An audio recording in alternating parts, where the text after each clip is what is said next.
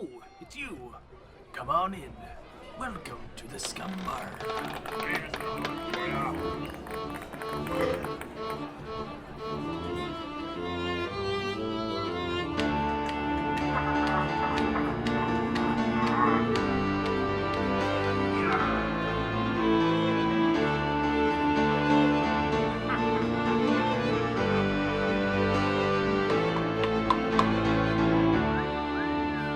Welcome to the Scum Bar Podcast Marvel Movie Marathon, where we go through the 22 films in the Marvel Cinematic Universe, starting with Iron Man donning his first suit and ending with Thanos and the Infinity Gauntlet. We will talk Iron Man, Captain America, I Want My Bird, and everything in between. I'm your host, Captain Mattbrush, and with me today is the War Machine himself.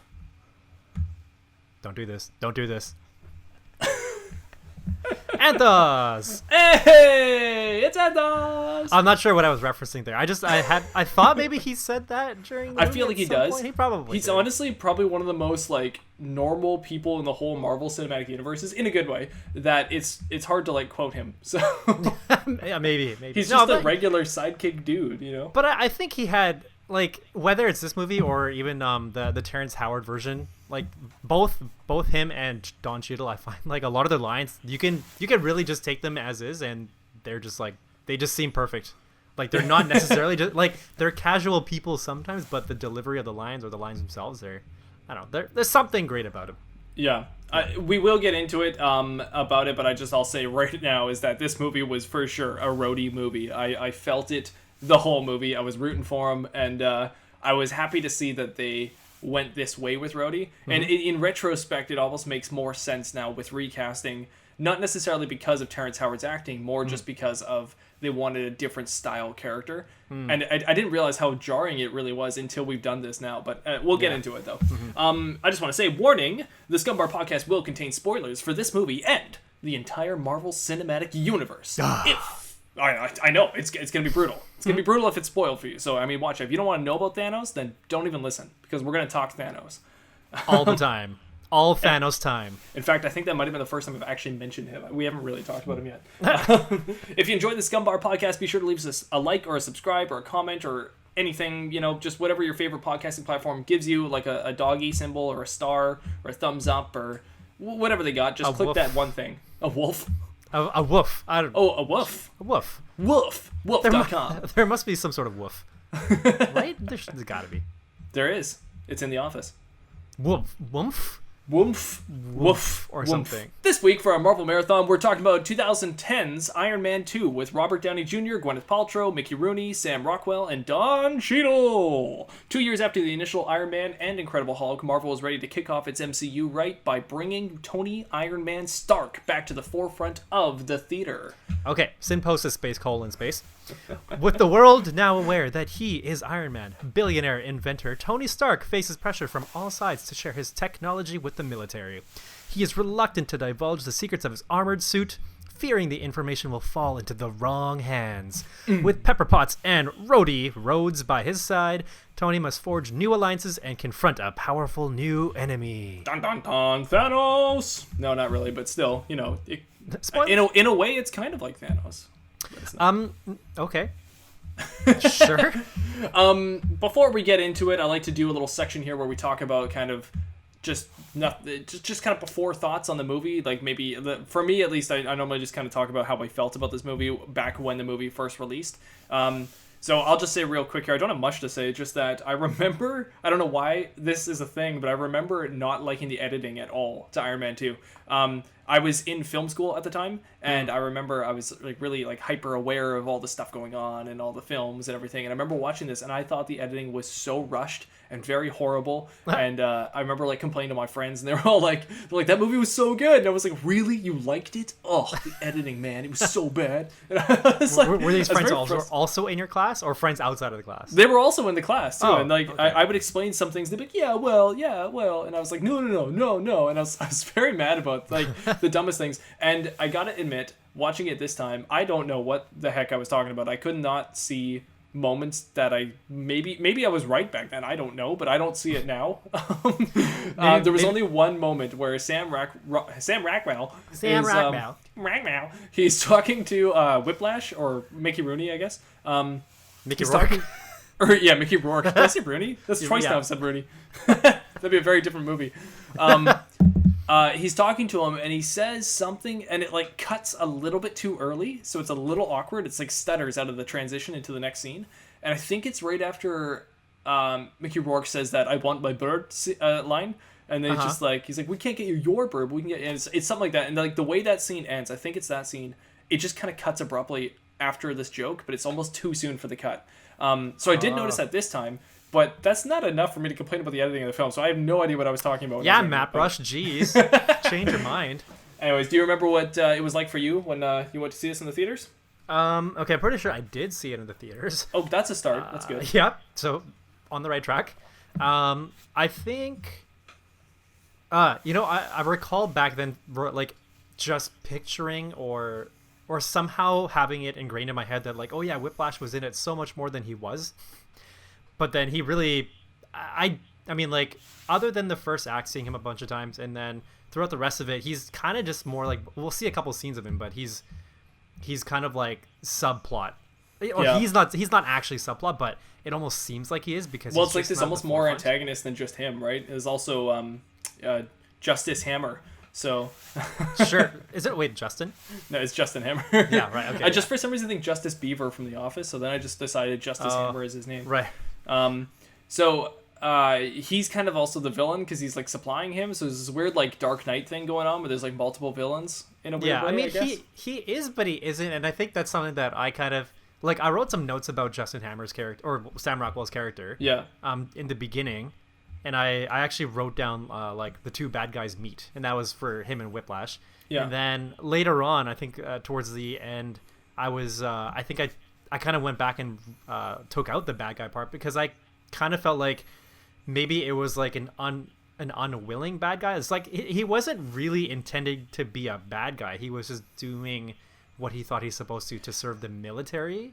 But as far as like antagonists go, like the traditional antagonist, it's supposed to be the thing that motivates the protagonist, right? And everything Justice Beaver does in this movie is changing what the protagonist needs to do, right? Like even from the beginning with the Senate hearing and stuff, and he sees Justin Hammer there with like another machine, trying to motivate another machine, trying to get that so that maybe that's like the Stark Tech, but better than the Stark Tech. Yeah. It's like so everything he's doing is trying to change the protagonist. So I almost think that he's more of the antagonist in this film than Whiplash at that moment. But because we have both, it's strange, I guess. Interesting.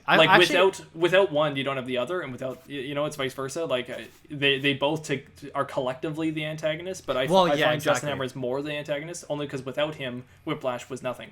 I think. Right. I think I see what you mean. I did think the same way in terms of like having them together. So Whiplash and Justice, having them together was kind of like the mirror of one of Tony Stark. Right. Because and they each had different characteristics of him. So Justice Hammer, I guess I'm gonna keep calling him Justice Hammer now. I know. So I know, that's what I mean. It was hard to get it out of my head. Now it's just there. So Mr. Hammer, obviously, he's like the rich guy, and he has like all these resources, but he's also, I think he has like a certain drive. He's trying to make some sort of change happen, but for not necessarily for a greater good, but for a wider variety. Well, he's a quick way of showing the audience what Tony Stark would look like corrupt. Like, okay, you're right. I didn't really think about that, but he is very much a parallel of Tony. But he's showing us what it would be like if Tony wasn't as virtuous as he is. Yeah, and then with Whiplash, I found that he's, well, I mean, he's obviously got like the brains and the will to like work at stuff, right? He's willing to put in the dirty work for what he needs to do, which. Like he'll do it himself, which Tony does things himself. Justin Hammer doesn't necessarily do things himself. He'll pay people to do it for him, right? But I find that the way he uses resources to get stuff he wants is kind of a portion. That's like one small aspect of Tony Stark. Like he has a lot of resources at his disposal. Yes, he'll get his hands dirty to do stuff, but he can reach out to whatever resources he already has, and I think in most cases it's the resources that he's already compiled himself. Yeah. like his robots, his AI, and things like that. But it's weird. I actually find that, like, because of how I see Tony thinks of Justin Hammer's character, I find that he thinks he's so small and so little that he doesn't have to even like care about him, and that's why I never really think about Justin Hammer's character being the one to promote Tony to change. I always saw it was more coming out of Whiplash, because Whiplash was the one who got him to like it. Well, I guess we'll get more to it later, but you know, he provoked him on the track. He provoked him with the robots, to like all the droids or the drones at the very end. It wasn't even Justin. And then I feel like there must have been something somewhere around the middle too. Like he had that one-on-one talk in the prison, right? And he's the one who made Tony feel a little bit insecure about what Whiplash's motivations truly were. Right. But everything that Justin was doing was very evident. Everything was easy for Tony to kind of see through. At least that's the way that I took it. But I think I still agree that it does take the both of them to come together to really draw out what Tony needs to do to change for the better, and to show, like, throughout his character arc, that there are things that he has to figure out, things that he has to decide about, and yeah. I honestly never thought about it that much, but you brought up a really good point, and now I'm starting to think of it as kind of like his biggest antagonist, or his biggest like threat, was never Justin or Whiplash. It was actually just the fact that somebody else could challenge Iron Man. Yeah. And that's what they talk about at the very beginning of the movie, right? He's in this world where he thinks that nobody can challenge him because he is so strong and has built the biggest nuclear deterrent. He even says it. But it's almost the brains of Justice Beaver and the brawn of Whiplash, right? So it's like the brains and the brawn together. If this chance happening ever occurs, then, you know, like, on their own, they're not necessarily much. Sure, Whiplash does fight Tony, but it doesn't really end well for Whiplash, right? And then Justin Hammer also goes against Tony, and we see that, yeah, like you said, Tony can easily go through him, but when they're together, that caused a threat. And that's where Tony realizes that there's more, that he might need more people on his side. And that's really what this whole movie is about, and we'll get into it, but it really is about Tony accepting teamwork and working with other people, and kind of also believing more in himself, and not just thinking that his suit is just one defensive turret, that like there's more things out there that he might not know the answer to, and he might need help from other people to be able to get to those answers. It's an interesting movie about that, and I think Tony learns that lesson and relearns that lesson over the time, but it's a really good character arc that we're slowly watching development from Iron Man 1 to 2 and all the way up until Endgame. We'll watch Tony develop his whole character arc as he goes up further and further and further into caring about more and more people. So it's really interesting to see it already start now. But let's move into Act 1, and just sort of go into it. Now, I didn't really know exactly where to break this movie down. In fact, I kind of changed it a few times. Okay. So we may agree and disagree on some things, and that's totally fine. But my Act 1, I've got from the beginning of the movie up until around the area of the Formula 1 race. So, but kind of before the confrontation, before the actual fight with Whiplash, but more like just, I call it the downfall, because in my mind it's kind of Tony's whole spiral downwards. It's where he realizes so many things about his own life, and it's just a spiral downwards before we get to the physical confrontation. Okay, yeah, I think mine is fairly similar. I'd say, yeah, my Act 1, it starts after the recap. And then good point. Yeah, goes until, where do I put it? Iron Man New Transformation. So it goes just after the Formula 1. So the beginning of, for me, Act 2 is when they meet in prison and have that one-on-one talk. Yes, that's okay. So I've just put the fight scene before that, but then going into that. So yeah, I would say we're pretty close neck and neck on that. So that's good. Okay. All right. So yeah, what did you call your Act 1? I called it The First Revenger, I can build stuff too. Wow, I like that. That's smart, because there's going to be many more to come in the future as well. Yep. So he is the first Revenger, you're right. And yeah, he can build stuff too. And you know, what a thing he built. We're going to put that on the fridge with a little magnet. That's he's done a good job. I think we're done with the point that he's making. I don't think there's any reason... The point is, you're welcome, I guess. For what? Because I'm your nuclear deterrent. It's working. We're safe. America is secure. You want my property? You can't have it. But I did you a big favor. Stands and turns to face the Senate. I've successfully privatized world peace. What more do you want? For now. I try to play ball with these ass clowns. Bleep you, Mr. Stark. Bleep you, buddy. That was a good scene. I honestly forgot how, like, right out the gate, this is instantly a Marvel movie. Like, I felt like this is the beginning of the MCU, even though I know Iron Man 1 is. It's like, clearly with that 2-year gap from 2008 to 2010, this is where everything was, like, falling into place. And you see the humor right here in the scene. You see it, like, right away. It's just clicking like a Marvel movie, and it's so good. And I love this scene. It does so much successfully, and it's so funny and so entertaining, and also just tells you so much about your characters. So it's great. Yeah. Oh. I really enjoyed it. I just couldn't... I'm not sure if I laughed this much before, but I think now that I've gotten to know Tony more, I think as soon as they brought up the... like in the scene that we just did, and as soon as they brought up the videos trying to show the feed of different countries with their own droids or with their own suits, and he instantly puts up his own phone and starts like, I'm commandeering your video. Yeah, it just takes over, and he screams, and he just screams. Like... yeah, I'm like, this is so Tony. This is is exactly what we should be seeing of him doing. It's amazing. It's hilarious. It's funny. I love it. Is that Justin Hammer? And the robot guy. Man. Oh my gosh. So much is happening so quickly, but you get it, and like anyone just get. It's easy to follow, and it's fun to watch. I really like it. Sorry, go ahead. I just wanted to mention the reveal for the new James Rhodey actor. Yes. So having Don Cheadle come in. So he has that long walk down the hall, all from behind him, so you can't quite see his face. Yep. And then he finally turns around, and then he said, "Oh, glad you made it." And then I think his words are, I think it's just like, I'm here, now let's like forget about it or something like that. It's just something like, oh, here it is. I wrote it down. It's me. I'm here. Get over it. And so it's just like, exactly. Like, let's not make a big deal that there's a cast change. Yeah. This is me. This is who War Machine is right now. So let's just get on with the rest of the movie. Honestly, it's so successful. My fiance didn't even notice that there was an actor change. So I was like, oh my God, like Rhodey's so different now. And she's like, what? And I showed her a photo of Terrence Howard, and she's like, I don't even remember that, because in her mind she knows War Machine as Don Cheadle, so she's like, no, this is the guy. And I was like, yeah, it is the guy. This is where he started, though. And he's just great right out the gate. Like you said, that first introduction scene, he's hilarious already, and it's emotional too when the senator is trying to get him to say these words and parrot these words for a script, and it's out of context, and he's trying to say it's out of context against my friend, and you get that, and even Tony gets that, and it's just great. It's well done.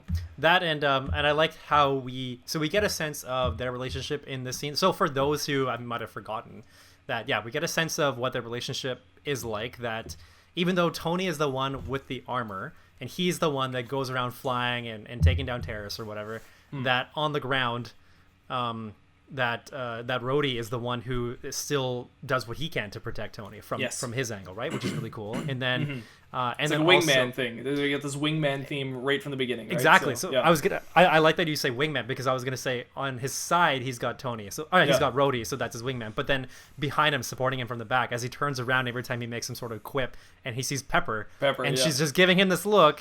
And it's just like, hey, remember, audience, this is who grounds Tony. So he's got his connections all in that room, like the main ones that he needs, right? I'm sure Happy's somewhere. But... I like how you said that though. Like Pepper's got his back, and like Rhodey's got his side. Like that's so. I love that. That's so good. Thanks. I just thought of it. Well done, sir. I'm so proud of you. That's amazing. It was a team effort. You led me into it. I just grabbed the ball. You should do a podcast, man. People need to hear your voice. I can't. No, it's just not for me. There is. Oh, I love when Pepper's talking. Like he's like clearly distracted by the hearing. He's talking to Pepper and like not even listening to the guy. And Mr. Stark is like, yes, dear.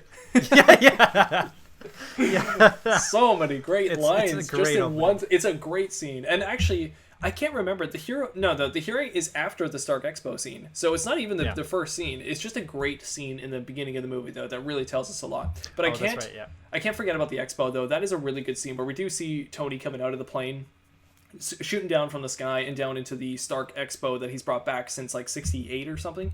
Something like that, yeah. And it's really super flashy.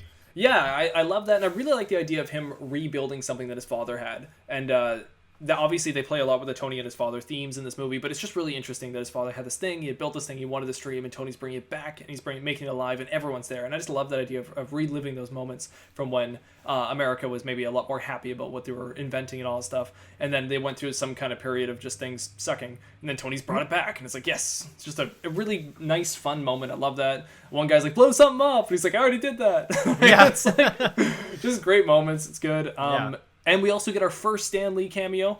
Our only Stan Lee cameo of the movie, yeah. I mean. He's playing Larry King. Larry King. Yeah. Yeah. And he actually really looked like him. Yeah, oddly enough. He looked like Hugh Hefner in Iron Man 1, and he looks a lot like Larry King in this one. So yeah, he's done a good job. Yeah. And he looked like a commander in the Hulk. Yeah, that was such a weird cameo. I don't know. That's one of what I'm putting that down as my weirdest Stan Lee cameo right now. There will be other weird ones though. Yeah. Or sorry, no, he wasn't a commander. He was just a regular civilian. He was just some old dude who's drinking the bottle. Yeah. Yeah. Actually, I did want to mention that the reason why I called this movie or this act the first Revenger, I can build stuff too, and I think it's funny we keep going backwards. We started at the scene in court because the hearing was just so good. But the very first, the opening of the movie wasn't even Tony. It was about Ivan's dad, and then Ivan Drogo. I will break you. Yeah, it seems like it, right? So what I totally forgot. Like I totally forgot that this happened, but we open up with the scene of after like his dad dies, or whatever, and he gets all sad that we see Ivan working with like an anvil and stuff, like putting something together exactly like just Tony the way was. That exactly, yeah. So I think I love that. I think that's pretty. I feel like that's pretty clear in establishing that Ivan built this in a cave. Yeah, with a box of scraps. I think I wrote something like that. Oh, it was. It's because of the Sam Rock or the Justice Beaver and Whiplash's conversation later reminded me of that. But anyway, so I thought that this opening was a very clear establishment that this guy Ivan was going to be the one who counterparts Tony for this movie. Otherwise, it would kind of be, why would we focus so much on him with these parallels? And what I thought was interesting was that while he's doing this, he's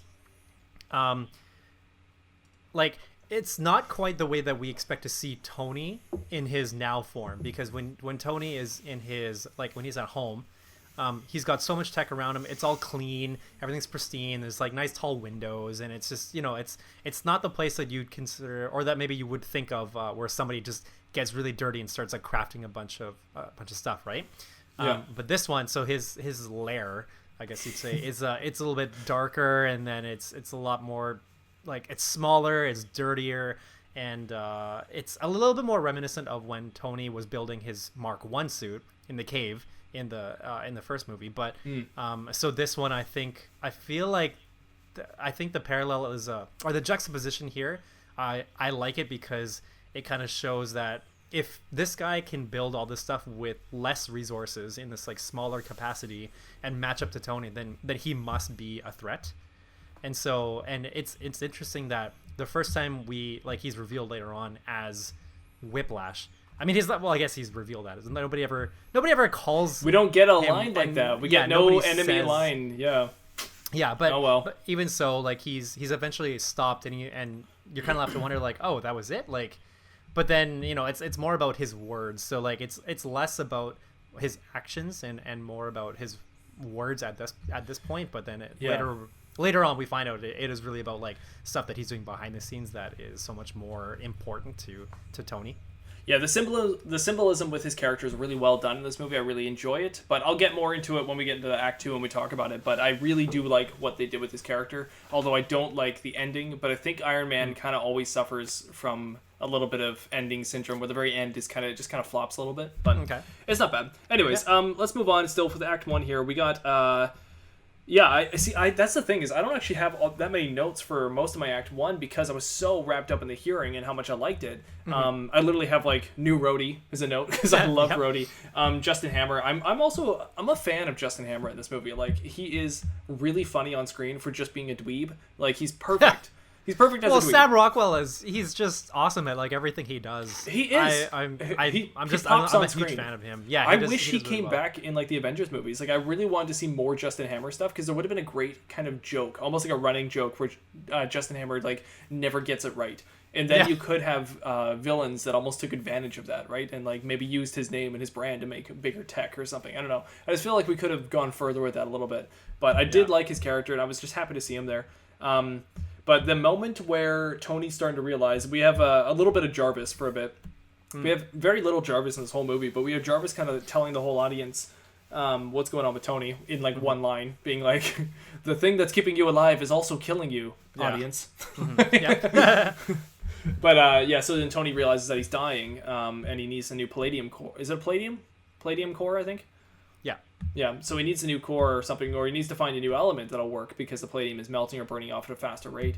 And so he's obviously not feeling super great in this whole first act of the movie, and he's starting to go downhill from there. And he starts to do a few rash decisions. One of them that might be, or at least to the outside, they're rash. To us who understands that he's dying, we might understand why he's doing them. But him giving Pepper the CEO position is not only sad because you're like, oh no, like that sucks for Tony, but it's also a great moment for Pepper. It's a really good scene because you can see Tony trying to just do something for her, but she accepts it as that. But like we also know that action means so much more than just giving her the CEO job. It's him literally giving away all his toys and his stuff because he's about to die. So it's sad, but those two actors together in that scene are so good. They're really, really popping on screen. So yeah, they always do a good job together. Like no matter what, in any kind of scene, any kind of emotion that is taking place.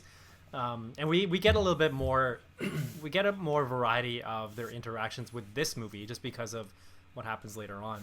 But yeah, I wanted to mention that with the whole blood toxicity thing. Right. Yeah. I found it interesting that this, like, there obviously was focus on I found that there were like a lot of focuses on this movie. One being obviously Whiplash, and then Justice Hammer is obviously another. Like they're two figures that come up pretty early in the movie and seem to have some sort of weight, whether you know or not what's going to happen later on. But then we also get introduced to the fact that Tony is he's dying because of the palladium toxicity or the poisoning, and I just find it interesting that I guess from an audience perspective, I feel like it's kind of a lot to keep track of, because then you're introduced to, like, after being introduced to two potential villains or threats to Tony,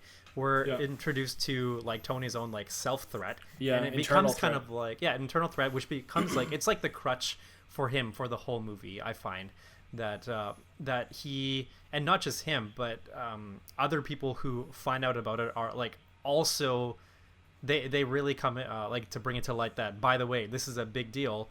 Even like Ivan, I'm not even sure how Ivan knew about it, but he said, he just like slow death by palladium poisoning in the chest, like that's gotta suck or something like that. And then what's his face, like Nick Fury Rhodey even talks about, Rhodey finds out later with the high-tech crossword thingy, but then even Nick Fury later on, he says he talks about like this is something you got to figure out, and like your dad trusted you and you can do it. So it's like obviously they're bringing a lot of weight onto this, but it's kind of a lot, I find, to keep track of, and just remember that, oh man, like there are 3 things that he's got to overcome, but now there's 3 things for me that I've got to remember that he's trying to overcome. And he does get a little bit mixed up in there, you're right. But even just the subtleties, I think it does work in the overall film. But when he's giving Pepper the CEO job, in the moment I actually forgot that he was dying. I was just thinking that he was giving the CEO job for the nicety of it. Right, because it kind of just seems like a Tony rash thing to do, right? Exactly. Yeah. But I didn't realize till later on, I was like, oh no, he totally is doing this because he doesn't know what to do. But he's not somebody who's going to admit defeat to anyone. So he literally just doesn't know what to do anymore. And he's trying to hedge his bets a little bit by securing his future, I guess. Right. Just like his dad did, really, and that's how he sees it later on. Like everything he's doing is exactly how his dad did too, and he's passing it on to Pepper just as his dad passed it on to him. Mm-hmm. I like. There's one line during that conversation that I wrote down. It's you. It's always been you. And there's kind of like there's a dual meaning to that, right? Because it's not just that it's always been you that's been keeping this company together, because obviously he's been doing like whatever stuff that he wants, being the face and blah blah blah, while she's been behind the scenes really keeping it together, keeping him grounded but keeping the company grounded. But it also to him means that, you know, like that's sort of like a subtle confession that he does have feelings for her, which I think there were more subtleties in the first movie, but this one obviously we find out so much more about how they feel towards each other, and I think this is just the beginning of kind of leading towards what happens with the relationship in this movie. So I'd agree with that too, and that's where I kind of get lost in a little bit when they get into the introduction of Black Widow, our next Avengers character to be introduced. She comes into this movie and she's not Natasha. What's her name? Natalie Romanoff. Oh, Rushman. Natalie Rushman. Yeah. Natalie Rushman. Natasha Romanoff is a real name. Yeah. Sorry, yeah. No, it's okay. Natalie Rushman, and it's, I don't know. I remember this in theaters liking this because I thought her character was cool, but watching it now, I'm like, I feel like she's in the movie a little bit too much, almost. It's kind of weird. Like, Coulson gets shafted a bit, and she's almost injected a little bit too much. And I think the only reason I'm defensive about it is because I really miss Pepper and Tony talking, but a lot of their lines kind of get cut down because of the Tony and Natalie stuff going on. Now, don't get me wrong, it's all funny. It's definitely funny in the movie, and I enjoyed the scenes. I was just kind of hoping for less of, like, Tony and Pepper bickering about, like, him hitting on this other girl, and more about, like, Tony and Pepper moments, I guess. Yeah, you know, now that I think about it, they probably put that in because they wanted to divert attention away from Tony and Pepper. Just maybe they wanted to have more of an impact for when they get together, I guess. You know, that's true. Like, having somebody come in between, but it's... I'm only thinking about that now after the fact, but it's so hard to think otherwise, or to see it like that, only because we know exactly what Black Widow becomes, right, and what they all become. So I wonder if it could have been just using that to divert attention away from the relationship, from the building of their relationship, I mean. And so during that scene, I just thought it was really funny. It reminded me about how Jon Favreau was in Friends, and he wanted to be the ultimate UFC. fighter. Yeah, I was thinking the same thing. Right, yeah. and then he can't get it in Friends, and he still can't cut it in the ring in this movie. So you know what? That's. I wonder if he decided, like, if he was the one that said, like, hey, we should put this in just as kind of like a nod to, like, my previous character. Well, I'm starting to think that Jon Favreau has some kind of passion for UFC. Just because his character in Friends, like, maybe it was supposed to be a boxer, and then he was like, hey, there's this thing called UFC, what if we do this instead, you know? And then the writers were like, went with it, like, yeah, let's do that. I'm more inclined to think that's where it was going, just because he seems to be like that. Also cars, right? He's a car guy, and there's cars everywhere around him, so I just feel like he influences a lot of that kind of stuff. But who knows, but that's my guess. But yeah, I like that scene. I like the whole scene of meeting her. I like Tony and Pepper vetting her and, like, her, like, beating up Happy and stuff. I think it's all a pretty good introduction to Black Widow. I think they do a good job. But moving out of that, I want to move into the Ferrari or Formula One kind of scene, I guess. Like the clubhouse first, and then into the Formula One race. I like this scene. I like them going in here. I think it's kind of a good setting. It's kind of funny to get your cast of characters back in one setting. Even Ivan, he's there too. But everybody's kind of all in this one big hub in Paris, I'm assuming? Or I'm not sure. They seem to be speaking French, but it could be in Italy because that's where all the races are, so I'm not sure. Monaco.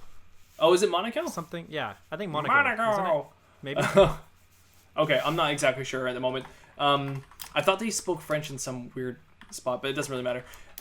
So anyways, I just like Pepper and Tony coming to this area, and then, like, he's like the center of attention. He just walks to this place and everybody wants to talk to him. And I love Justice Hammer in this. He's so good, just trying to, like, divert the attention of the Everhart. She's back. Christine Everhart, I think. Yep. She's Christine back in the Everhart. scene. Yeah. I love this whole scene overall. I think it's very funny. It pops on screen. It's a good scene. Oh, sorry. Okay, I just looked it up. It is in Grand Monaco, and Monaco is a sovereign city-state with 5 something and something located on the French Riviera in Western Europe. So that would be Western Europe and the French Riviera. What's that from? I was trying to do West Philadelphia, but it didn't really work. Because there was too many words. Okay. So yeah, I agree. I really like this scene, and I think this supports what I was trying to say earlier. That, you know, Justin Hammer's there, and then Tony's like, "Oh, this guy again," and and he's kind of just like he's already over it, right? Like he just doesn't care, and then they go with into minimal this... effort, he's able to divert him too. So. Exactly, yeah. It's just like they get into this interview, and then he just walks away. He just does his own... I think maybe Pepper calls him for something, or he finds a reason to leave. This is why I think Act 1 is the longest act of this whole movie. I don't think it's broke down evenly. I think Act 1 goes all the way past even the first race scene. I think Act 1 goes all the way up until the confrontation between him and Ivan, the dialogue. Only because there's just so much to build up. Like you said, there's a lot of things, spinning plates in the air, and it gets a little bit confusing. Yeah. So I think until you finally got through all that, and this is the first action point for Justin Hammer, I think, because this isn't... His inciting incident wasn't at the hearing. That was just us learning about him. His inciting incident is here. This is what pisses him off. Because even when he's talking to the interviewer there, he says, oh, Tony and I, we just have like a rivalry. Or it's just like a friendly challenge or whatever. And then it's at that moment when he realizes, no, like it's on. Like we need to fight each other. Like I'm going to kill this guy kind of thing. Like, So I think that's where everything changes for him. And therefore we transition from Act 1 to Act 2. But still, yeah, good scene. I love it. It's fun. And I just love the clubhouse. I think it's a fun atmosphere. It's a fun little move. But then I love how Tony's like so urgent to like be like, I gotta get out of here, and he like goes out to do the race thing really quickly. Yeah, and we have a little cameo from Elon Musk. Oh yeah, you're right. The true Tony Stark himself. He's actually in the movie. Tony Stark, Tesla Stark. Doesn't he say like, I'll build you a chair or something? He's like, see, I got a really good idea for a chair, an electric chair. Maybe I don't know, like some sort of product, or like something was some prospects were looking really good. I can't remember. It was so minute, but. Yeah. And kind of like unnecessary. I think back then, I'm not sure why he was there. I don't really know how big Tesla was back then, but I think back then it wasn't that much of a shout out. But these days it's almost like, oh my god. yeah, now it is. Because I think back then, they already had like the Roadster and some other some stuff like that. I'm pretty sure they even had the Model S back then. Oh, maybe they did. This 2010? 2010. 2010. Yeah, the Model S came out like 2008 or. Oh wow. Okay. I mean, I didn't really even learn about Tesla and all that stuff until like 2015, so I was pretty late into the game. Wait, Model S original release. Oh, sorry, 2012. But was the Roadster out? Tesla Roadster. Holy, 257,000 release date.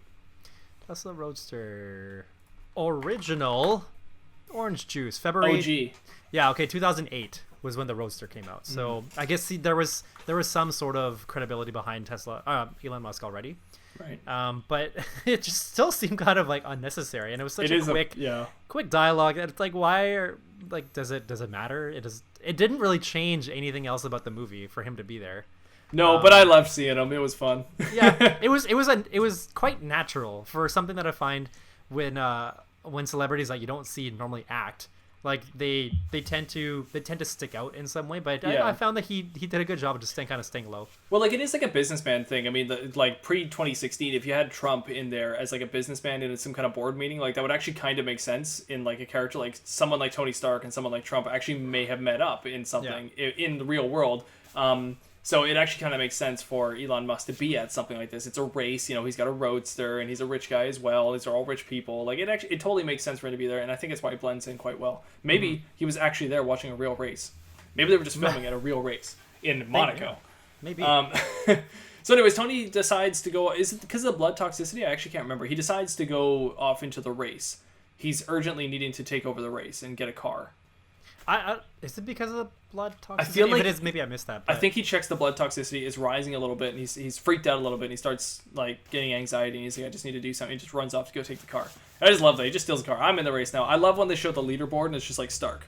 I know, yeah, it just changes. I'm like, wow, that's quick editing. Yeah, live exactly. Editing. I wish it was that easy, but it's really interesting. I love that. It's it's game time. It's race time. Let's go. And he does well. I don't know if he races Formula One in his spare time or something, but like as the race is going, I feel like he may have won that race. I mean, he probably could have. He drives fast cars. Not for a living, but like he always has some sort of fast car. But he was racing like professional Formula One race car drivers. Like these are guys that do it all day, every day in those cars. Well, okay, so two things. One, I mean, he's Iron Man. As Iron Man, I think like just because he's been in that suit and you can see how well he maneuvers in it in the beginning of the movie, that I think that kind of already establishes he's pretty in tune with like just dynamics of like that speed and piloting, right? So, but second thing I want to mention is that I guess that's also part of why I thought this was the most unrealistic scene of the whole movie. And part of it, sure, we could say that it's because of Tony Stark getting in the car and he's racing against everybody. Yep. But also, okay, so Ivan walks in and he's wearing the orange suit, like one of no one questions this guy. Yeah, they don't. Well, that we know of. Like, he's wearing this orange, like, it's a pit lane suit, but then it's so bulky. Like, he's obviously got something underneath what he's wearing. And then he just casually walks onto the track and nobody stops him. Nobody runs out to, like, get him back off the track. There's no security. There's nothing. No security. And then,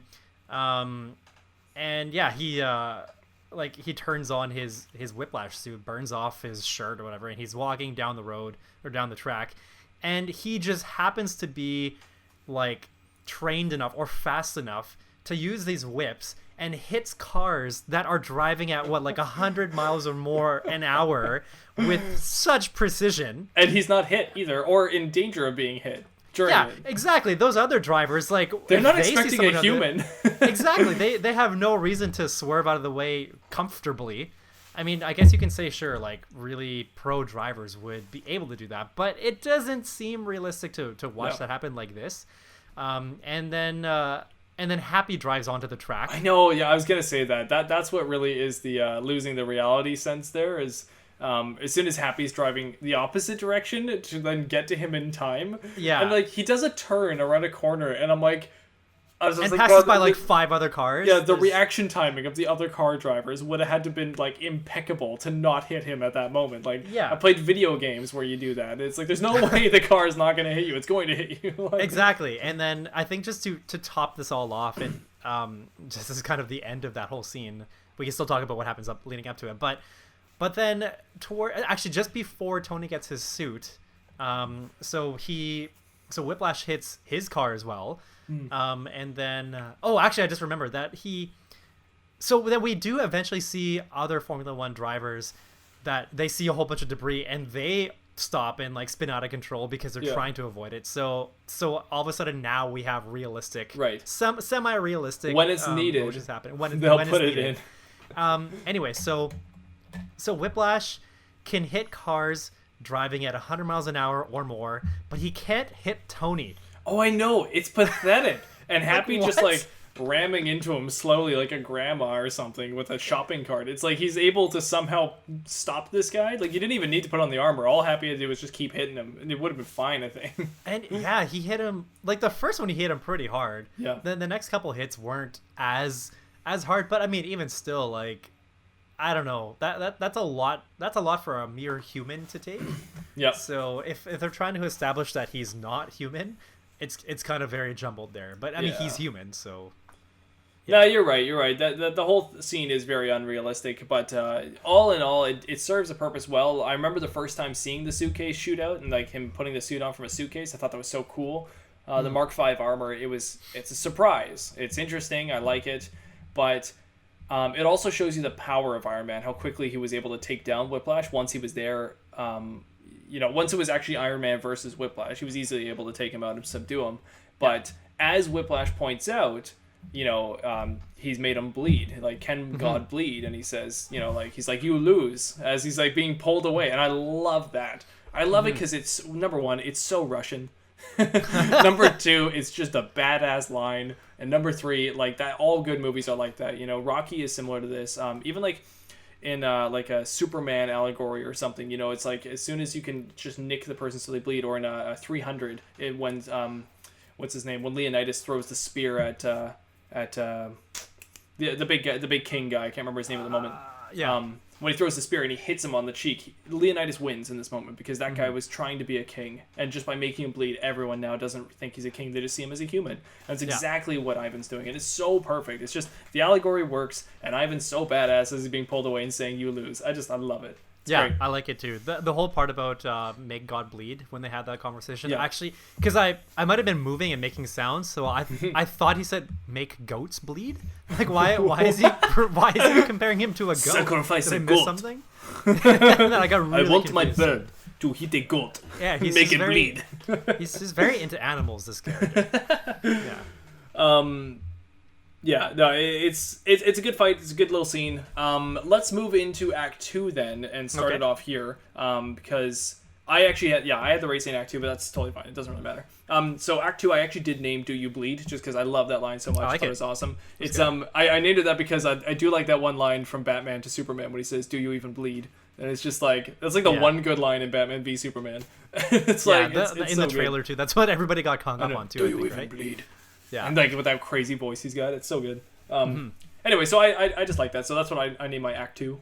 What'd you name yours? I like that. Do you bleed? That's really good for this act. I called mine "Tin Man Needs an Oil Change." Wait, what was your first act called? My first act was "The First Revenger: I can build stuff too." Oh, I gotta step up my act naming. Jesus, yours are good. So my act 3 name is really not that good. I kind of just went with whatever I felt at the time, but no, yours makes a lot of sense. Do you bleed? Because I find we get a lot more of, and like maybe I think I was kind of going for something similar, right? Because we find a lot more in Act 2 about Tony's faults. Just chink in his armor. Exactly. We're finding out about more of the stresses that are weighing down on Tony. So I like "Do You Bleed." That's a good one. You come from a family of thieves and butchers, and like all guilty men, you try to rewrite your history to forget all the lives the Stark family has destroyed. Speaking of thieves, where'd you get this design? You look like you have friends in low places. My father, Anton Vanko. Never heard of him. My father is the reason you're alive. No, the reason I'm alive is because you made a shot and you missed. If you could make God bleed, people would cease to believe in him. There will be blood in the water, the sharks will come. All I have to do is sit back and watch as the world consumes you. Where will you be watching the world consume you from? Oh, that's right, the prison cell. I'll send you a bar of soap. Yeah, I really like that line. I think it's great because it shows that Tony always resorts to humor as his self-defense mechanism. Exactly. But I feel like Tony was like totally like hit by that line because it's so true. Oh, for sure. And instantly he's like, damn. Like yeah. It's great. And like the whole point is, what is Tony going to do? Because as soon as the weakness is shown, he's got nothing. He's got no more cards left. And the world will, as we actually inevitably do see in the Marvel Universe, the world will stop believing in the superheroes. And what can Tony do? And at this moment, the answer, which we'll see in Act 3, is his friends. But at this moment, he doesn't realize it, and it's the start of the downfall to him here, where he just starts grinding down a bit more. So so I like it.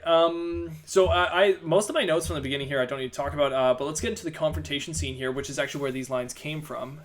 This is a really good scene, actually one of my favorite scenes from the movie. Actually, it's just the two of them talking, because that's like all good antagonist protagonist character scenes. You do get these dialogues between the two, and you get to understand them a little bit more. And like you said earlier, when Ivan points out that he understands that Tony's got this poison in him, then you really do see the parallels between these two characters. They both get it. They're both snapping on the same brain-like level here.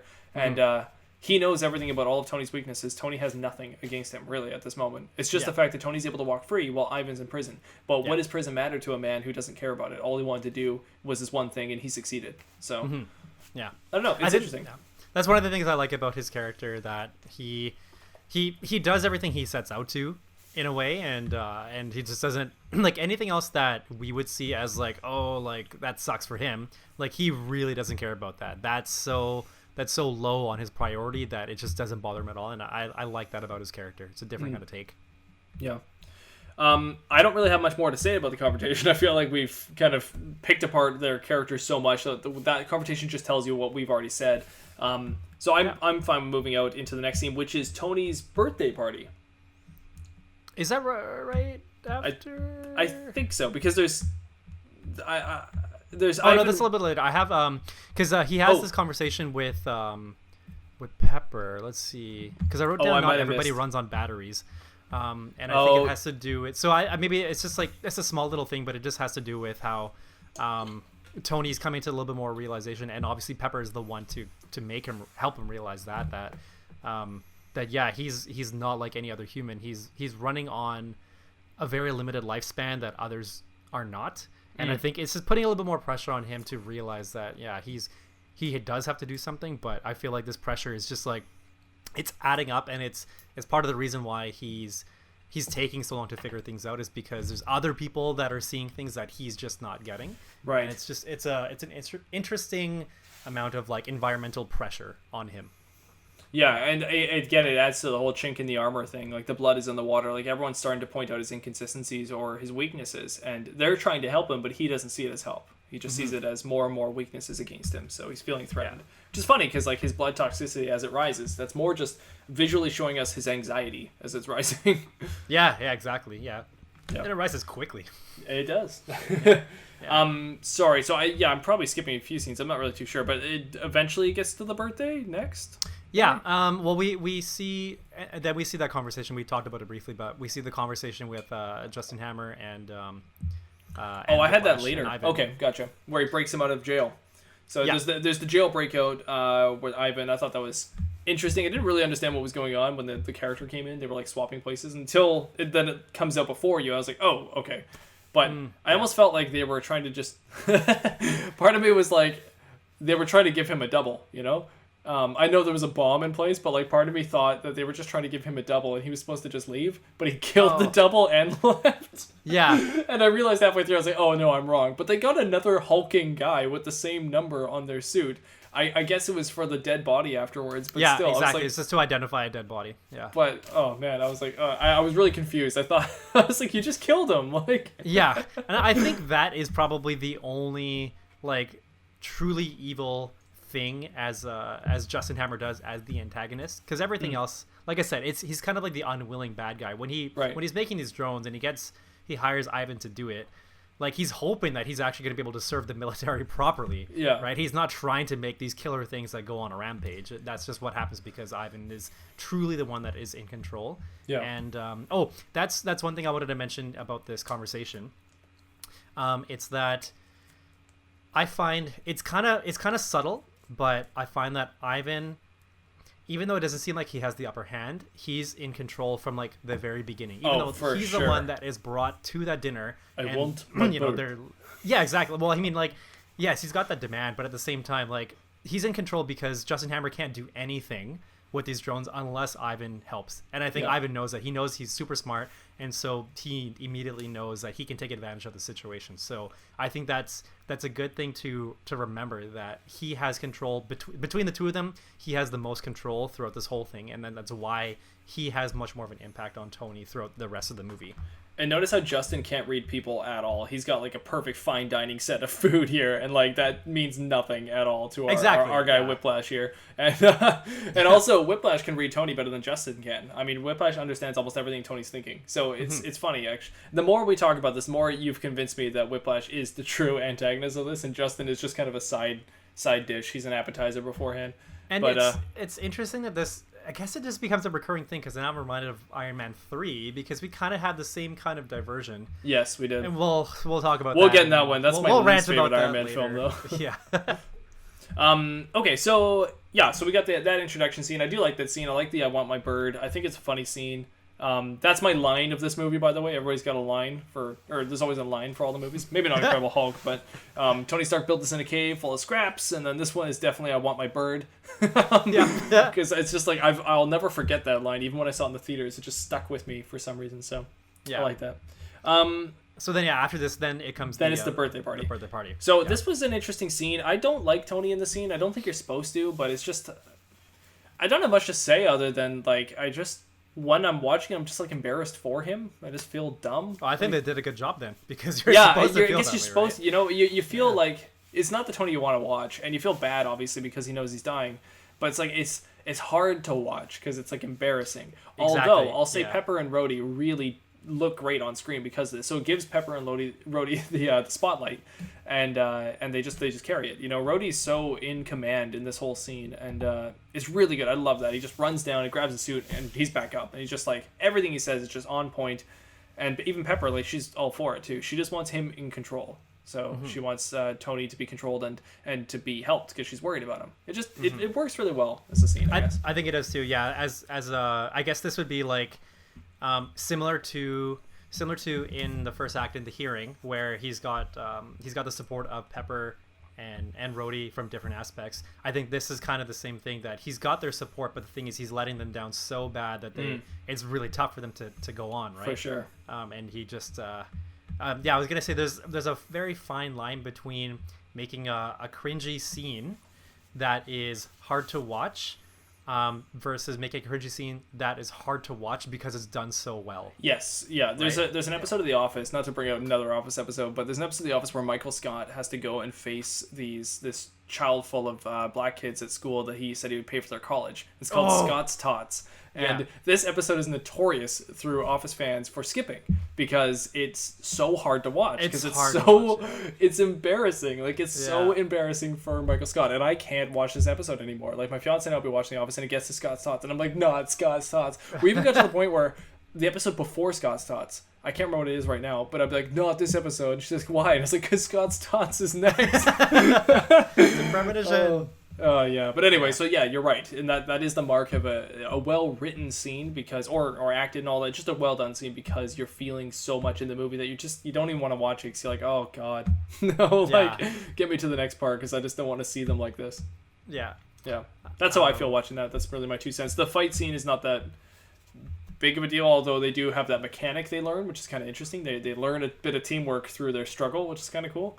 Yeah. I think the fight as a whole was just kind of very cartoony. I'd agree. Yeah, the weights, like the what he's got, like the dead weights and stuff like that, and he starts taking off the weights from the bar and he hits him with the bar. It all seems really weird. I'm not too sure. And hitting him through the boxing ring. Exactly, and then you hear like that ding, like it's just a very cartoony scene. And that's a good way of putting it. The roof and the floor and all that kind of stuff, and it's just again with the floor, like this suit. How much does it weigh, and how cheap is his floors? Like, he just goes right through these things like it's nothing. Yeah, it's funny actually. My wife commented like while we were watching this, like, does Tony's home always get destroyed? Yeah, and I think I think it does. Gets destroyed like in like every single movie. Yeah, to some extent, it for sure gets destroyed in the third one. Yeah, definitely. So yeah. So I don't have much more to say about the birthday party than that, but that's a big scene there. That's fine. Just there's little scenes. I don't know where they take place, but there's little scenes with Ivan and him like screwing up Justin's tech that I kind of like, where he's kind of like fiddling with it with the helmet and all this stuff. Take off the head, yeah. I like Justin talking to him like he's a 3-year-old. He's like, "No, Ivan, I need these suits to have guys in them. Can you understand that?" And like, and he tells this guy like, "Okay, can put that on your head." He can't put his head in it. Yeah, could you put your head in that? Try to put your head in that. You can. He can't put his head in that. It's so good. It's done really well. Yeah. And Ivan's just messing with him the whole time, which is just so funny. And again, so Russian. It's awesome. I love it. Like, I bet you Russian people watch this movie and they're like, yes, thank you. You get me. I hope so. I don't know enough about Russian to know that kind of stuff, but yeah, I hope they've nailed that part. He also drinks that Russian vodka in this, but it's like not like Smirnoff or anything like that. It's like this Russian branded vodka throughout the movie, and I do like that. That's nice too. It's a good touch. Right. I don't know if like real Russians actually enjoy whatever he was drinking, but I hope they do. So there's one scene actually when he's talking to Nick Fury, then finds out that the donut shop. Natalie Rushman is actually Natalia Romanoff. Yes. Black Widow. Natasha. Oh, sorry. Natalie Rushman becomes Natasha. Natasha Romanoff. Yes, you're right. Yes, Natasha Romanoff. Sorry. And so the way that Nick Fury talks to him, it's as if, he says, Tony says like he's not interested in joining his boy band. Yeah. But then isn't Tony, like, at the end of the Hulk, he's talking to General Ross. I know. I was wondering that too. I was like, what happened in 2 years? Like, you've totally changed. So that's why I'm trying to recall. I thought maybe back then I heard something like the scene was, like, something about that movie and the post-credit scene wasn't entirely related to, or you know what, I remember watching like a post-credit scene compilation, and I think somebody put the Hulk post-credit scene after Iron Man 2. Oh, you know what, that actually makes a lot of sense. So I don't know if that was intentional or things were accident or accidentally. I like that better. I don't know if it is or not, but I like that better only because that works well for the General Ross understanding who Tony Stark is better. You know, like, I know he would know Stark Technologies, but it's just the way he talks to Tony in that scene. He's so aware of who Tony is. Yeah. It makes more sense if you're talking about after Iron Man 2 than before Iron Man 2. Mm-hmm. Now, you can make it whatever you want it to be, I guess, but I like that theory. I think that makes more sense. Yeah. Yeah, I think so too. Cool. The donut shop scene, we get our Avengers assemble here at the scene for a little bit. Yep. The Avengers Initiative, AI. AI. which is all what Tony's about. AI. AI. Tony is all about I. Oh, I like what you did there. Yeah, this is an interesting scene. It's funny how I felt like Nick Fury was in this movie a whole bunch, but really he's not. It was just because of the scene I thought he was in this movie more, but he's just sort of there in the movie, you know? He's just kind of chilling. Yeah. But yeah, it's an interesting scene to make the whole world seem bigger. But like you said earlier, they're just kind of like, oh yeah, you've got a disease, here, take this thing, done. Like, and I know they don't cure him, but they're just kind of like, oh yeah, is that hurting? Try this. And I'm like, could you not have done that earlier? Yeah. The guy's kind of hurting now. It was just sort of like, it was like, oh, that thing is slowing down the plot a little bit. Here, take this. And he's like, okay, oh, plot's better. Like, I don't know. It was interesting, but yeah, that's how I felt in that scene. And then I'm trying to did I get these things correct? Because he when does he watch his dad?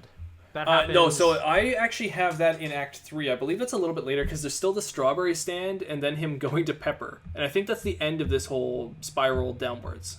Okay, yeah, because I got strawberry scene, but then you know what? I'm sorry. No, he watches his dad earlier, where his dad is swearing and all that stuff, and he doesn't like watching that. There's that part, yeah. Because I didn't really write any notes about it. I think because I was maybe I was like really into that scene that I just forgot to write some stuff down. But I remember enjoying that scene because finally we get a chance to see that Tony was kind of wrong after all this time about how his father, like what his father really thought of him. Right. Even though we get a glimpse of what Tony is thinking because Tony as a child picks up something off that giant miniaturized version of the world or whatever. Yeah. And then Howard Stark gets mad at him, and then Tony runs away, and then eventually we see Howard being very genuine and sincerely talking to Tony, and then Tony's totally gripped, just realizing that there's something that I totally overlooked, which I thought was a nice moment for Tony. Yeah.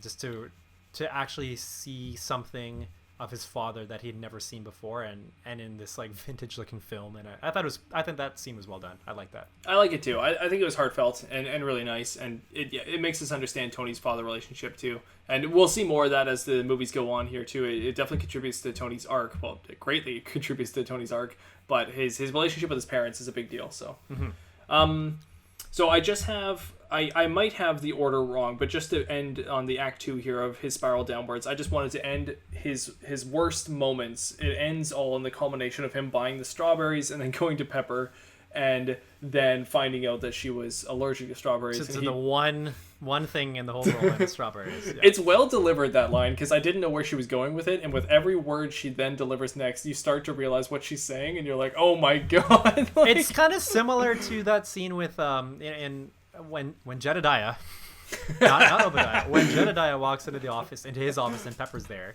and it's like the conversation is slowly revealing something that you think it's going one way, but it goes the other way. Yes. Right? Hey, same room funny. Too. Same. Oh, room. Is it? Yeah. Was that Jedediah's room? Oh, I guess maybe not. It looks like the same office to me though. I just kind of figured it was the same office. It might have been. Who knows? I don't know. But it seemed like the same desk, except Tony's sitting there, and now you got that little motion thingy in the way. Yeah. I like how he calls attention to it. Can we just? This is just too much right now. It's a good point because the audience is watching it too. They're just like totally focused on that thing. Like I feel like Jon Favreau is like, let's just throw that thing in there, and like it's gonna be this thing that distracts people, and then he'll pull it away. It'll be this funny little joke to the audience.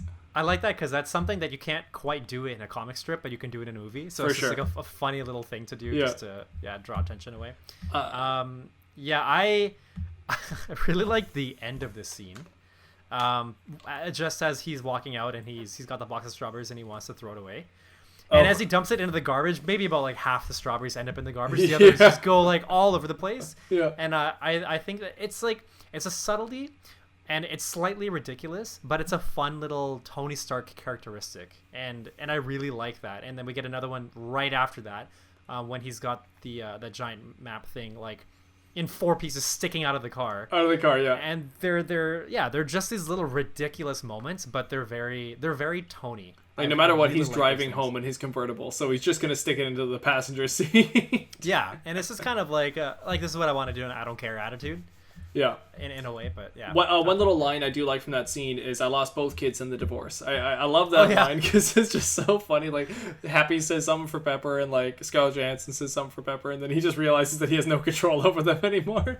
And then Happy just gives like the slight head shake. Yeah. Yeah. That's a good line. He's very self-aware. It's smart. It's good for us also to understand what's going on in the plot. It's also another way to remind us that Tony has lost all the power. Pepper has taken the power that Tony's actually given to her, and he's almost sad about it, but at the same time, he has to learn. So that's the end of my Act 2 there, and I move into my Act 3 territory, which is really just kind of him understanding. This is actually where I put in the stuff with his dad, and him like understanding his moving on up to get to the end of the movie, because that's where he really starts to focus on everything else, like creating a new element and all that kind of stuff. So for the next act, I just named it That's How Dad Did It.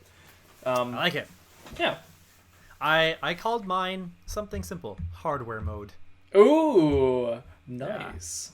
Yeah. Totally different departure from the first two naming nomenclatures, but this is, nomenclature. Oh, good word. Good word. I'm not sure if I use that correctly, but that's okay. Tony, look, I'm sorry. Don't be. No, I should have trusted you. I'm the one who put you in this position. Forget it. No, it's your fault. I just wanted to say I'm sorry. I love that scene too. That was great. Very good, very good. Rhodey's so funny. Like, yeah. And see, that's what I mean. Like, it's lines like these that like he's not just like a normal person. He's got great lines. I love it.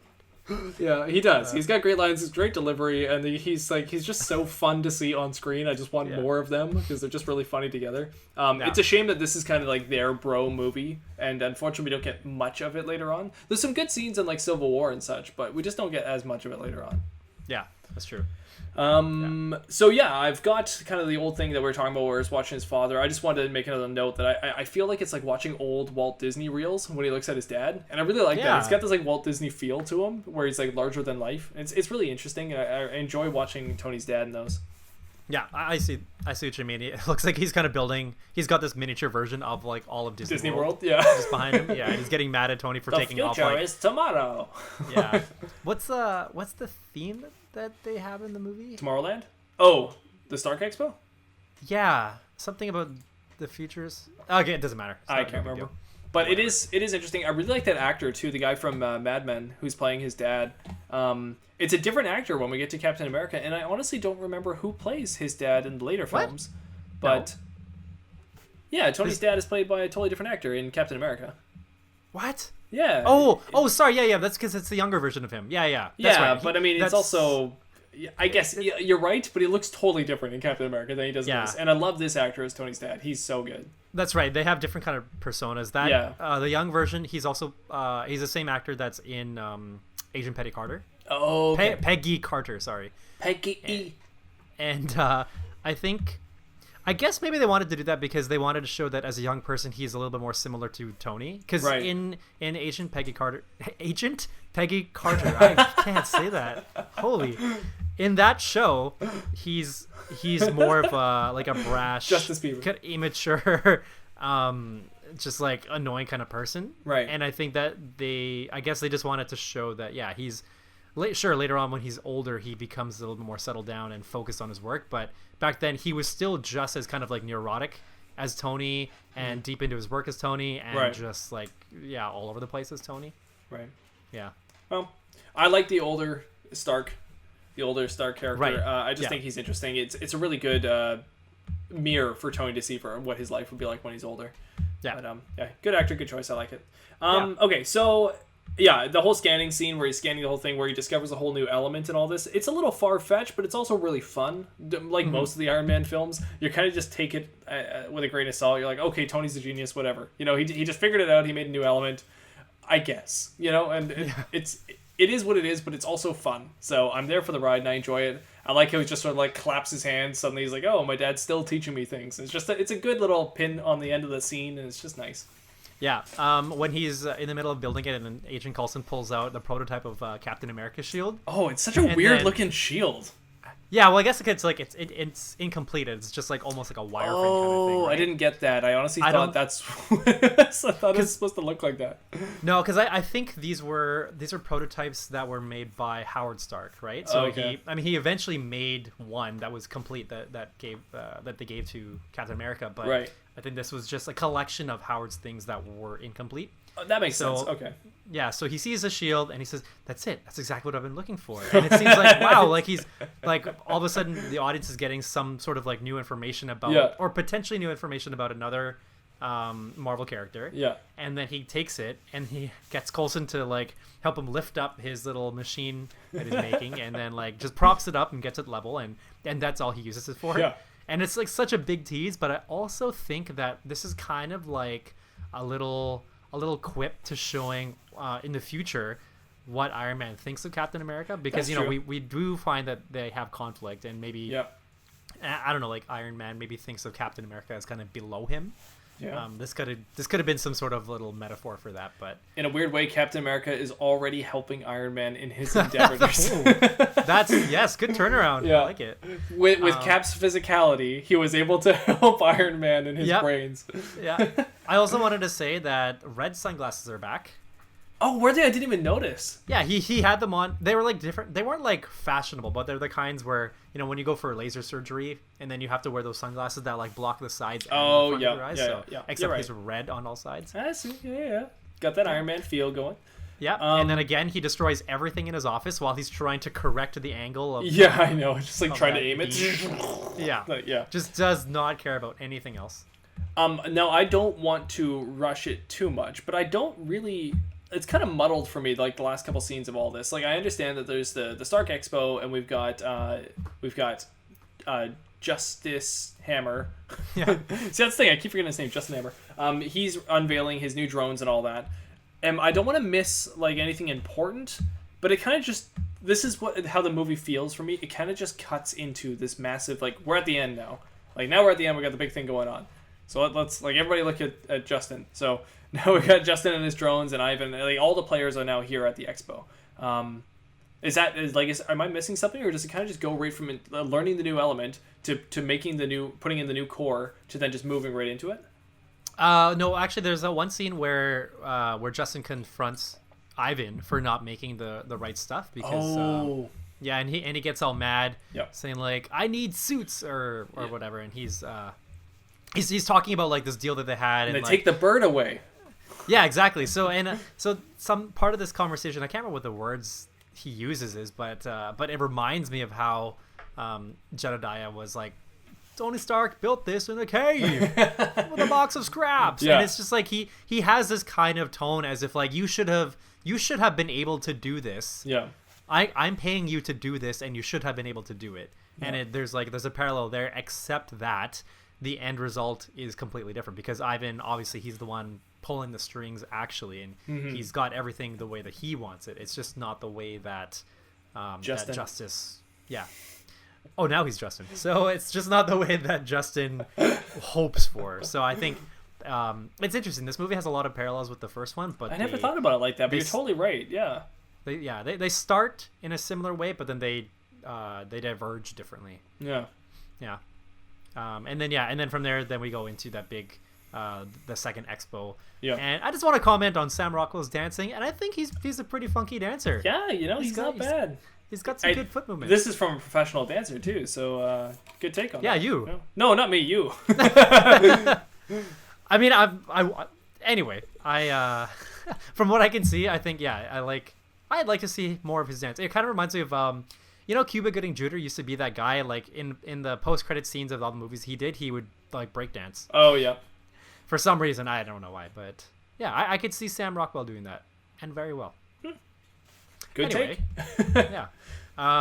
What I liked about this was the reveal for War Machine. Oh yeah. And how he has every single gun on him that Justice Hammer was like revealing to them, and then earlier on in the movie, and he was showing them like one by one this gun, and he's like building up to like new guns, and all of a sudden he goes to like this is the Cuban cigar of guns, or of weaponry. I love And that cut too. It's Cuban so great, cigar. and he even does like a little sniff. Yeah. and then yeah, so we see War Machine, and he's got all of those, every single gun is just like loaded onto him. Yeah. So obviously we can say that he's completely differentiated from Iron Man. For sure, yeah, he's a different beast. But I like it though. It's an interesting take on it. I like him more as the Iron Patriot. I think that's the better armor that he eventually dons. But seeing the War Machine as it is right now, it's really nice. So Yeah. Oh, actually, and it was in that fight earlier at Tony's home when they learned about that teamwork blast, Yes. and then that's when Tony made the call of War Machine. Oh, so you want to be the War Machine now? yeah, you're right. He does say that line as an ally. It's interesting instead of an enemy. But we did get that line very on the nose. You want to be the War Machine. yeah. Yeah. I'm assuming he named the suit War Machine. Like maybe that was just the name of the suit. Like that was my idea. But okay. I don't actually know. But I'm assuming Tony maybe just named that one the War Machine. You know, so that's why he's like, oh, you want to be the War Machine. But I don't know. That's me trying to like justify him saying that. I think it's just it's an attempt to obviously bring attention to the name, but I think it's also an attempt to say that Tony has acknowledged that the suits they're not just pilot outfits, but they are truly war items that he has used to keep the peace, because he used that reference, right? Like he privatized world peace. Yeah. He did everything for peace. But what does peace come after normally? And it's usually some sort of war, right? So right. I think that it's supposed to bring attention to the fact that these suits are actually machines born of war, used to keep peace. But this, if you use it this way, they're used as war machines. I feel like that's kind of what they were trying to go for. Yeah, I mean, yeah, maybe that makes sense. Yeah, it's such a small thing that I don't think we really need to think about it anyway. So when we get into the actual fight scene here, I do like it's this kind of a small thing. It's just a plot thing they have to do, but I do like that War Machine's controlled by Ivan. I think it's really smart to do this thing where it's like we have this like chase scene of like War Machine and Iron Man. It's kind of interesting because like he's trying to help him with like the audio, but like he's physically trying to kill him. Yeah, still supporting him from the side, right? I mean, he's physically behind him, but still.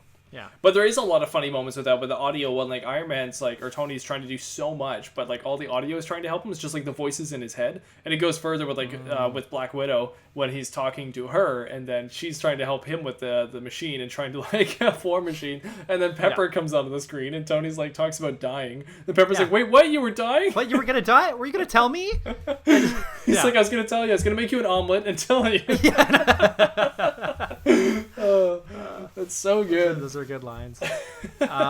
So I think it was just after Black Widow takes control, and so War Machine, like he's on the ground, right? And then he opens up the mask, and then I don't know if this was on purpose, but Don Cheadle's eyes open one at a time. Really? Yeah, he opens his right eye first, and then his left eye. Wow. And it's just, it looks so appropriate, but it looks so funny at the same time. Like, if it was intentional, I don't know. I just find that's like a genius moment, just to show a little bit of like, it's comic relief, but also I find like it's very intuitive with somebody like kind of like waking up. Like they're not always like groggy, right? He woke up into like some, like he's in the middle of like a fight, right? He's probably not gonna wake up. Like he's also a soldier.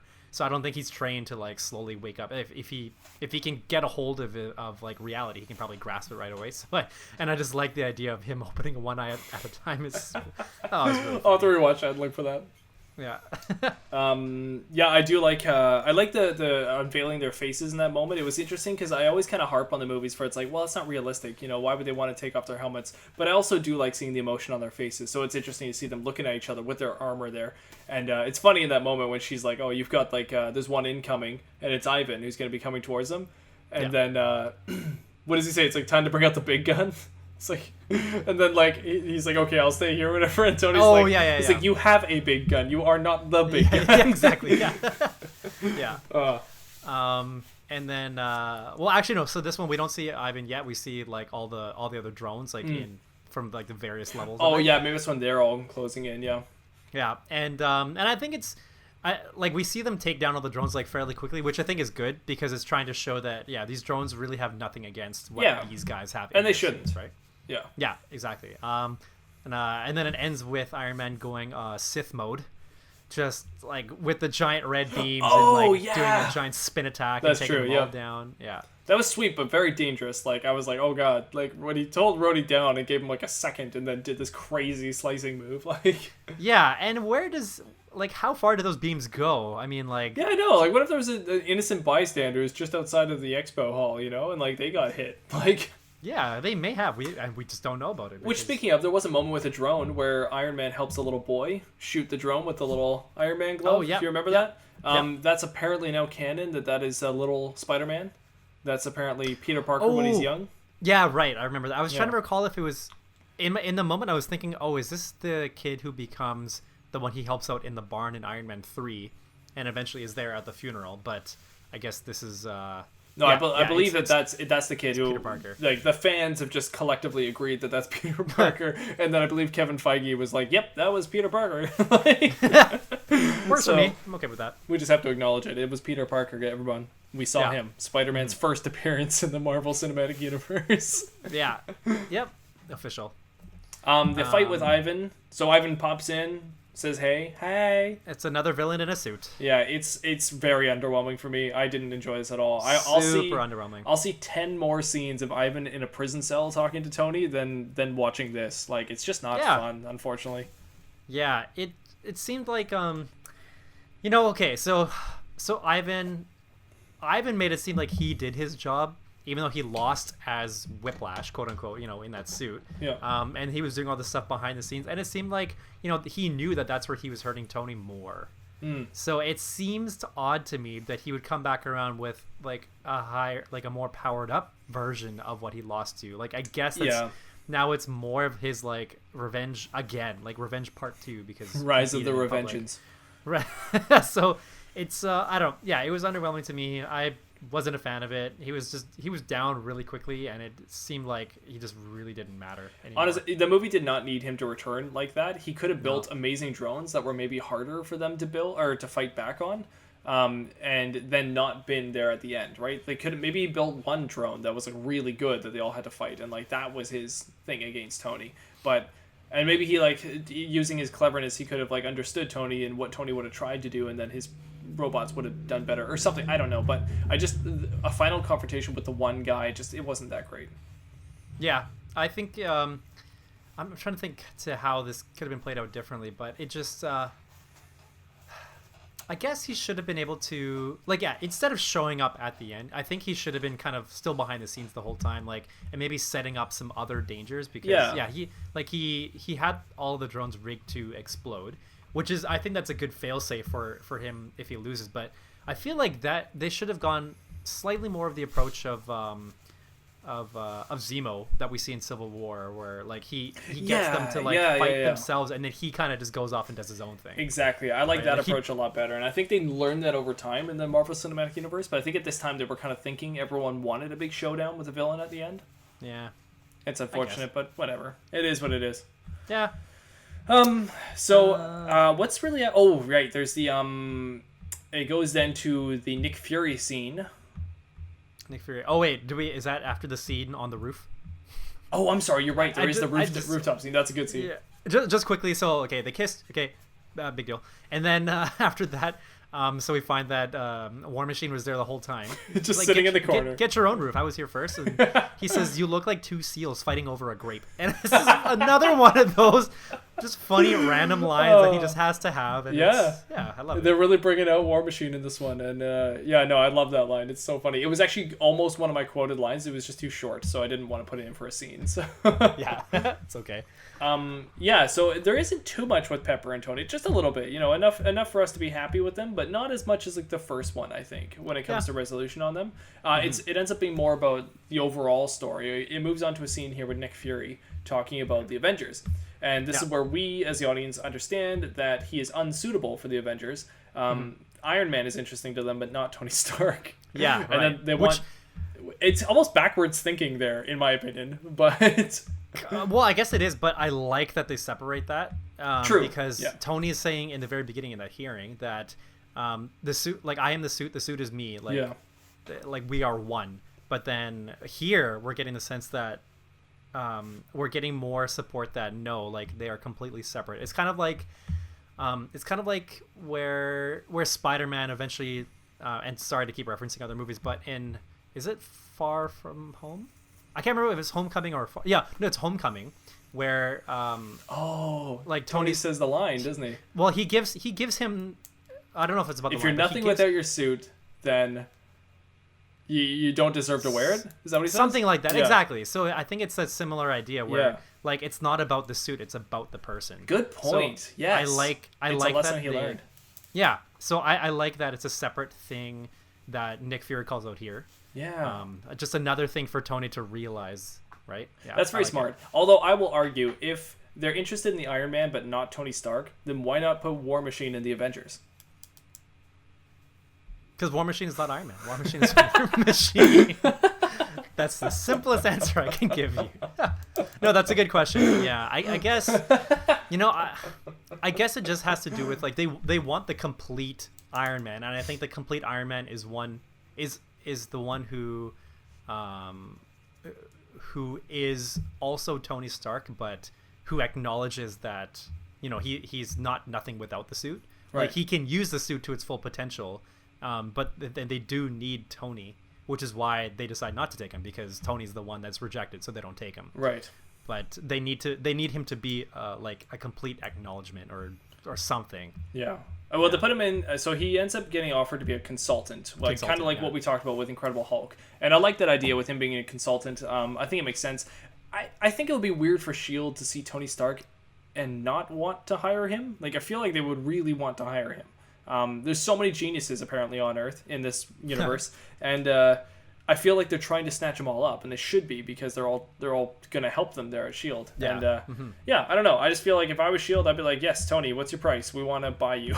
But to be like, you're not suitable for the Avengers. But then again, you know what? As we all know, it ends up working out. So maybe they know a thing or two. So, the scene after this, we also, let me just say, that almost felt like an after credit scene, even though that wasn't the after credit scene. It was like its own after credit scene. And then we get the awesome medals presentation scene with the senator presenting the medals. That's a great scene. I love that. It's just like, the guy just has to be like outstanding bravery and courage and like pinning. Yeah, with the most monotone, reluctant. Very well done. Speech. Yeah. No matter your political side, it's just a perfect statement on politics. It's so funny. I love that scene. It's like they're just smiling away. It's like the senator's like, darn it. And then what's his line? Something like oh, sorry, don't you just hate little pricks? Yeah, something like that. Yeah, exactly. Yeah. So good. And we'll find out later that senator is actually with Hydra. So it's interesting to see him there. Mm-hmm. Yeah, well, we warned you. So then we get into the true after credit scene, and our guy Thor is getting a nice little head nod here with the hammer. Yes. And so we see is it Coulson? Yeah, Coulson pulls up in this car, and there's a very zoomed in shot of the license plate. So I looked at it because I thought like there's too much attention there for it to just be showing that we're in New Mexico. Yeah. It says, so the slogan is Land of Enchantment. And I don't know if that's really what their license plates say, but I feel like enchantment is kind of to allude to the idea of magic. Right. Because, I feel like that's more of where, is it right to say magic is where? Well, in Thor, they distinguish that. She calls it magic. No, sorry. He calls it magic. She calls it science. And then he kind of corrects her and he says they're kind of one and the same. And they describe it as being the same thing. It's just that the people call it magic because they don't understand the science yet. Right. Okay, so I don't know if this is complete or this is truly accurate, but somebody tried to debunk or try to explain the license plate. So the license plate is 8RE2Z1, and 8RE is supposed to be like a call to Atri, who is the person who actually makes Mjolnir. Oh, weird. Yeah, and then 2Z1, I'm not sure about this yet, but so their response was, in the original myth of Loki, Loki, who in the form of a fly was trying to interrupt Atri in making three things he bet Atri couldn't make: a ring, a spear, and Mjolnir. Yeah. So I think the form of a fly is supposed to be like, so 2Z1, I guess 2 Z's, put them together, it's like zzz, like the sound of a fly. I think it's what they're trying to say, but sorry, I didn't realize they were talking about real Norse mythology there. But yeah, that's Atri. That's the name of the dwarf that was building the hammer. That's that's totally the Norse mythology storyline. So yeah, that's definitely what that is trying to be. That's interesting. Well, if anybody's interested in that, by the way, listen to Norse mythology by Neil Gaiman. Very good book, and it covers that story in there. Norse mythology. Neil Gaiman. I recommend the audiobook of that because Neil Gaiman actually reads it himself, and it's awesome to hear the author reading his own work. It's very fun. Cool. Awesome. That's a good one, and if you're at all interested in Thor, it's cool. It's not the same as the Marvel Thor, but it's pretty similar. It's similar enough that you can get into it for sure. Okay. But anyways, That's just a side tangent. Let's go into our post-film questions. Fortunately, we have to rush a little bit here. We went over on time on Iron Man, but it's Iron Man. You know, it's fine. It doesn't matter. It's fine. Tony doesn't care, so we don't either. That's how Dad did it, and that's how America does it. It's worked out pretty well so far. Okay, so post-film questions. Anth0z, what was your worst character in this film? Worst. Ooh, that's tough. Shoot. Maybe. I almost want to say Black Widow. I think, like, I guess this is kind of weird because we see her in the scene and, like, we're not revealed to her. Oh, she hasn't revealed who she is exactly yet. But I still find just, like, in the beginning when she's just hired as like an assistant, she just seems like sometimes she seems really involved and sometimes she doesn't, and it's almost like sometimes she's hiding something and sometimes she's not. So it's kind of weird, like this weird kind of back and forth that, you know, like as I'm watching it, I'm not really sure what I'm supposed to be thinking about her anymore. Right. The only reason we think she's a spy is because Tony keeps saying, "You're really good at this," you know. But it's like it's almost like he's forcing us to like think she's really good at being a spy. It's like we don't see it much. I agree with you. I was almost going to put her as my worst, but I actually do think that Nick Fury is the worst character. And he's not horrible. It's just that what we do see of him is just not that great, and it almost feels unnecessary in this movie. I've got my eye on you. See, people like Coulson, he's barely in this movie, and when he is, he's popping on screen. He's so funny, and you want more of him. When Nick Fury's in this movie, he's almost in here too long, and his lines are not that great. So you're just kind of like, eh. Yeah. So, unfortunately, it's Nick Fury for me. Anth0z, what is your best character in this movie? I kind of want to say Justin Hammer.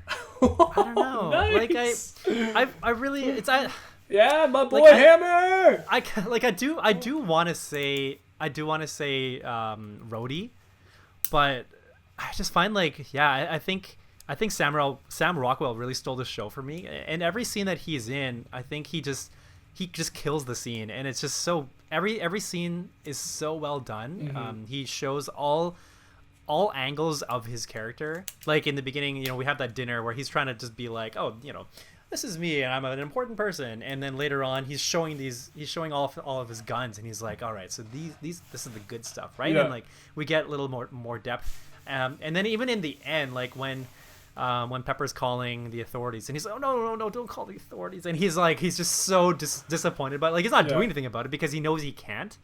But I really like how I would have to say him. He's a good character. He's well acted. He's well written. He's one of the funniest in this movie. It's very well done. Mine definitely goes to Rhodey. I agree that Justin Hammer is a hilarious character, but I also just think that Rhodey steals the show. There's so many good lines of his throughout this movie, and he's very funny. And I welcome Don Cheadle. I'm happy to see him here, and I can't wait for more movies with him. So yeah, that's fair to say. All right. So what out of the three questions, or no, out of these two questions, let's ask one. Which one do you want to ask? Okay. Let's go with this one. You ask it. Okay. Mattbrush. Yes. How does this movie rate as a piece of a bigger picture, like how comics are pieces of arcs? And in brackets, how much of a role does this play in larger MCU? It's interesting because as a standalone film, it tells you a really good story arc of Tony.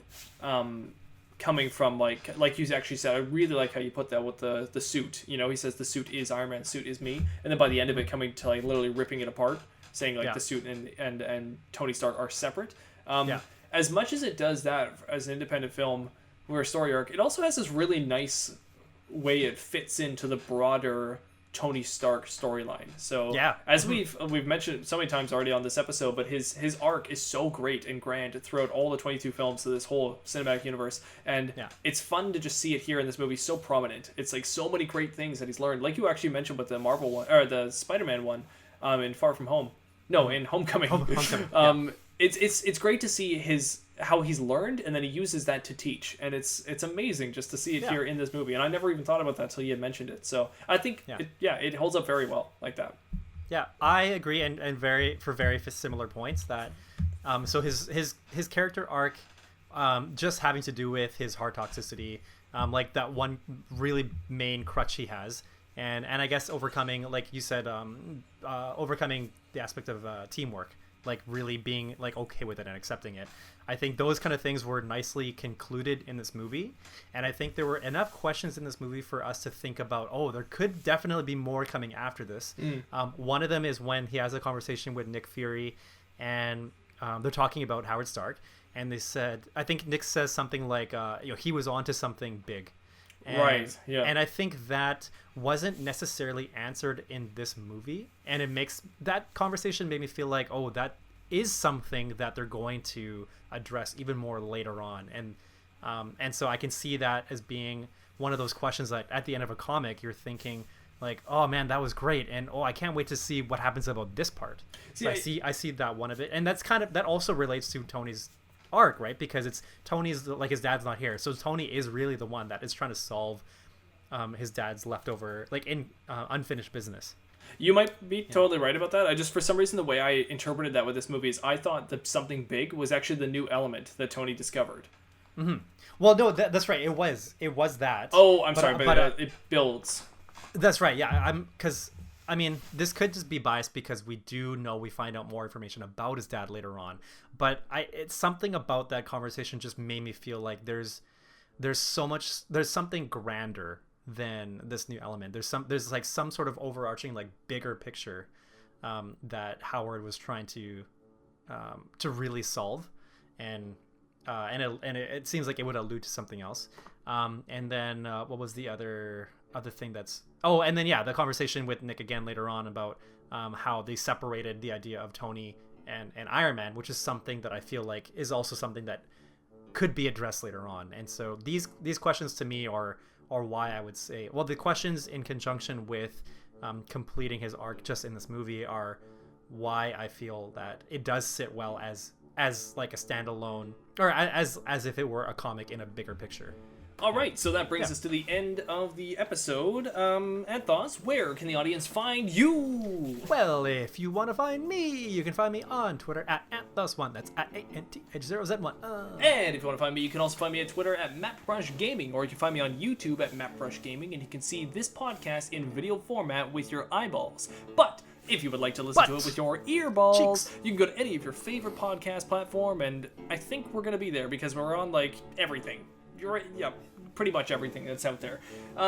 If you want to leave us an essay or write us like a long short story or a novel, just go to our email at thescumbarpodcast@gmail.com. And please leave us. I think that's the one. Please leave us a like, a subscribe, a little rubber ducky, or a thumbs up, or whatever the symbol is that's on your platform of choice. And let us know what you thought about the podcast. We'd love to hear from you and what you thought. Thank you for listening to the podcast. Be sure to catch our next Marvel Marathon episode, which will be Thor, the Mighty Avenger, I think.